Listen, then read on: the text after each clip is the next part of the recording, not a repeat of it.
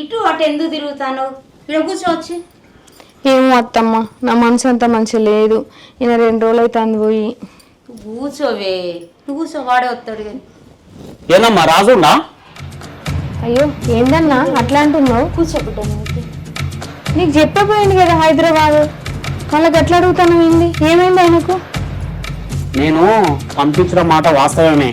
ఆయనకు 1,00,000 రూపాయలు ఇచ్చేసి హెచ్వైడి పోయి హెడ్ ఆఫీస్ లా పైసలు జమ చేసి రమ్మని చెప్పిన. 2 రోజులు అవుతుంది, ఫోన్ లిఫ్ట్ చేస్తలేడు, అసలు కలుస్తలేడు, స్విచ్ ఆఫ్ చేసుకున్నాడు.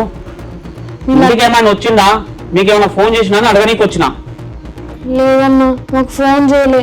నీ 1,00,000 రూపాయలు ఎటు పోతాయి కానీ ఆ మనిషి ఎక్కడున్నాడో, మరి తిన్నాడా ఉన్నాడా ఫస్ట్ అది కనుక్కో అన్నా. ఆయన ఫోన్ స్విచ్ ఆన్ అయితే కదా నేను ఏమైనా కనుక్కుంటా. ఆ 1,00,000 రూపాయలు తీసుకొని ఎక్కడికో వాడిపోయినట్టున్నాడు.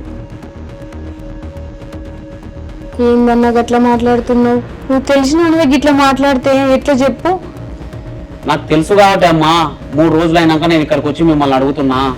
లేకపోతే సాయంత్రమే వచ్చి అడిగేటోడు కదా ఆ రోజే. నా కొడుకు అలాంటి వాడు కాదు, వస్తాడు వాడు ఎట్లయినా.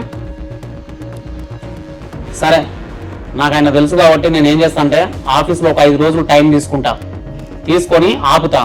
ఈ 5 రోజులల్లా మీరు ఫోన్ చేస్తారో, మీ చుట్టాలతో ఫోన్ చేపిస్తారో, నాకు ఆ పైసలు అప్పచెప్పేసి వెళ్ళిపోవాలి. లేకపోతే ఆఫీస్ నుంచి పోలీసులు వస్తారు, కేసు పెడతారు, మీరు ఎదుర్కోవాల్సి వస్తుంది.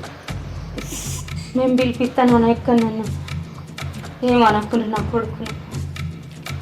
సరే అమ్మా, నేను చేసేది నేను చేస్తా, ఇక మీ ఇష్టం. సంధ్య, వీడు ఏమైపోయినట్టే? ఏమో అత్తమ్మా, నాకంత ఎట్లా భయం అవుతుంది. అసలు ఎక్కడికి పోయిండు, ఏంది ఈ పోలీసులు, ఏంది 1,00,000 రూపాయలు ఎక్కడి?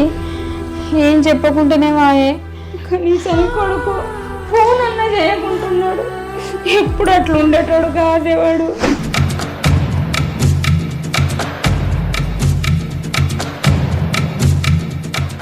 ఇంకెక్కర రాజురా, నువ్వు నీ పెళ్ళాన్ని చంపుతాను.